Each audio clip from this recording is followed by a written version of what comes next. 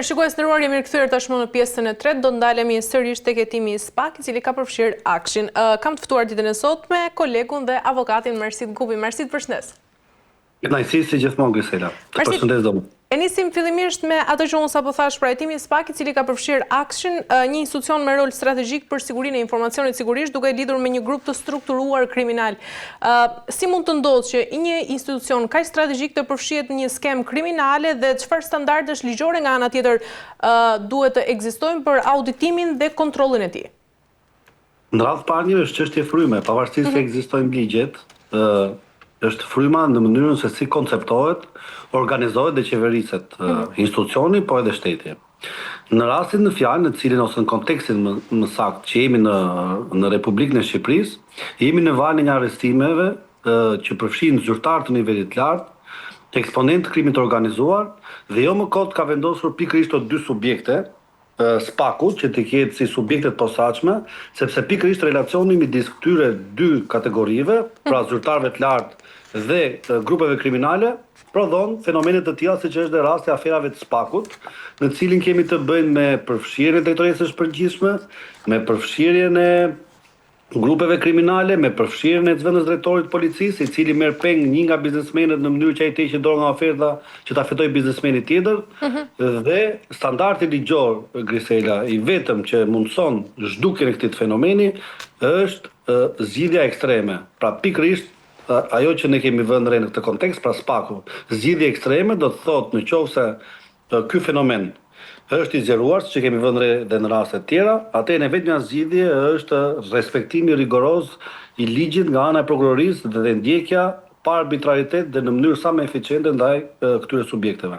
Mersit, nga ana tjetër hetimi tregon se administratorë kompanish kanë kryer dhe transakcione të dyshimta dhe nga ana tjetër kanë përdorur dhe fatura fiktive për të legalizuar këto tendera. Sa i fortë është ky sistem aktual i kontrollit mbi tenderat publik dhe cilat masat ligjore mund të ndërmerren për të parandaluar të gjithë pjesëmarrjen e palishme të kompanive? Shiko, sistemi i tenderimit është sistem online, është tek faqja e prokurimeve publike, e-prokurime ka, siç kemi dhe e-Albanian, kemi dhe e-prokurime dhe aty ka llogari si për autoritetet kontraktore që hapin procedurat e tenderit, në rastin konkret edhe Akshi, ose organi bleve të përqendruara, ashtu dhe operatorët ekonomik që marrin pjesë në tender. Problemi nuk qëndron, Grisela, tek mënyra se zhvillohen tendrat dhe tek ligjet e prokurimit, sepse po ta vini re, biznesmeni i cili u mor peng nga grupi kriminal në fjalë, ishte oferta që ishte mundshme të fitonte tenderin. Ai u mor peng pikërisht që të ishte dorë nga oferta, në mënyrë që grupi me strukturën shtetërore të merrte tenderin. Pra do të thotë nuk është çështje e kuadrit ligjor, është më shumë çështje e përdorimit të pushtetit për t'u imponuar kuadrit ligjor. Pra nuk e merr ai që i takon, sipas parimit të meritokracisë, sipas parimit ligjshmërisë, sipas parimit të aksesit, por e merr realisht ai që ka përdorimin e pushtetit për interesa personale. Nga ana tjetër, Mersit, SPAK ka caktuar dhe arrest në burg për 2 persona, arrest në shtëpi për 2 të tjerë dhe ndalim të daljes jashtë shteti për disa të tjerë, përfshirë këtu edhe zyrtar policia ashtu si ti e theksove. Si e vlerëson këto masa nga perspektiva ligjore dhe nga ana tjetër a janë të mjaftueshme për të garantuar në vijim edhe hetimin pa ndikim politik? Masat kanë efekt parandalues, por masat nuk janë garancia e ndëshkimit, sepse një person deri në momentin që dënohet me vendim të formës të prerë, prezumohet i pafajshëm. Madje edhe vetë SPAK-u në deklaratat që ka për informimin publik ose për shtyp, e thotë në fund të çdo potavitërit njoftimi që të gjithë masat dhe të gjitha hapat procedurale që ndërmerren nuk kanë vlerë në kuptimin e fajshmërisë, sepse çdo person prezumohet i pafajshëm. Qartë. Mersit, nga ana tjetër, do doja të ndalesha tek një tjetër çështje, tek aktiviteti Ervin Salianit, ku duket se nga një ranë po sfidon deri diku edhe autoritetin e zotit Berisha dhe po krijon edhe fraksione brenda Partisë Demokratike. Si e ke parë gjithë televiziet, a mund thuhet se Partia Demokratike tashmë po ndahet në 2 kampet e kundërta dhe sa e rrezikshme mund të jetë edhe kjo përçarje për stabilitetin e Partisë Demokratike?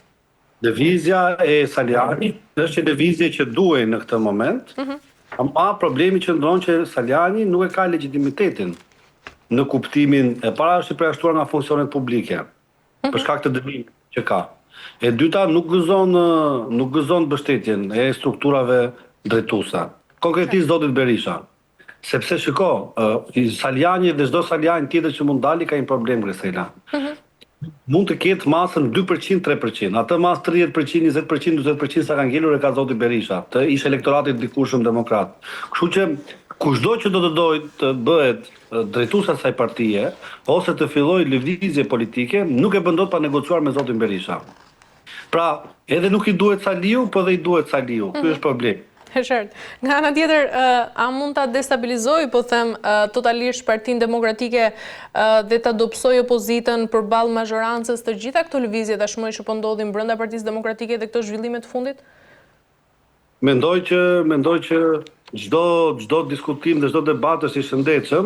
Problemi qëndron në rezultatin dhe në subjektet që iniciojnë atë. Në rastin konkret, a do japi rezultat Saliani dhe ata që e mbështesin? Kjo është pyetja. Qartë. Mendoj që fakti që kanë ndëshkim penal të formës së prerë, sidomos për kallëzim të rrem, e penalizon. Fakti që është i përfolur në lidhje me lidhje kriminale, në lidhje me funksionar të pushtetit socialist, e bën atë një figurë të delegitimuar. Mendoj që ata që realisht mund të gëzojnë një farë legjimiteti, po marr për shembull zotin Tomro Alizodi, më bën përshtypje fakti mos veprimit të tyre. Qartë. Nga ana tjetër, Berisha ka folur edhe për revoltat e Partisë Demokratike, që thotë se do të ndërpriten vetëm kur ky regjim të arkivohet. Si duhet kuptuar e gjithë kjo strategji, Marsid? Ka 4 vite që flitet për revolta, për mosbindje civile, për revolucione, edhe vetëm gjë që kemi parë është që zoti Berisha rrezimet kryetar dhe që shtura e besnikëve vazhdon. Qartë. Nga ana tjetër, si i ke parë edhe akuzat e zotit Berisha sa i përket dosjes së Ballukut? Akuza politike. Mundohet të përfitojë. Akuza politike në kuptimin që nuk kanë lidhje me hetimin, edhe me kuadrin ligjor. Mirë, Marsit, për ta mbyllur nga ana tjetër, a mund të jenë gjitha këto deklarata për të ushtruar presionet ndaj kryeministrit Rama dhe nëse këto akuza janë të vërteta, a kemi vërtet një krizë të brendshme serioze në qeveri, sepse Berisha ka theksuar se pas komunikimit të akt akuzës, Balluku shkoi direkt në kryeministri dhe sipas kreut të Partisë Demokratike ka kërcënuar qartë kryeministrin e Shqipërisë Edi Ramën. Zoti Berisha ka treguar që ka një imagjinat goxha letrare dhe që ditë krijoj narrativ, problemi është që nuk ditë të japi rezultat. Pra gjithë krimtaria e tij do të ishte e vlefshme dhe legjitime në momentin që kjo krimtari do prodhonte ndëshkim. Ajo që zoti Berisha ka është që mundohet të përndodhin ngjarjet, pa çdo gjë që ndodh, qoftë edhe në kuadrin e arrestimeve të Spakut, qoftë në emërimin e një figure politike, qoftë në shkarkimin e tij.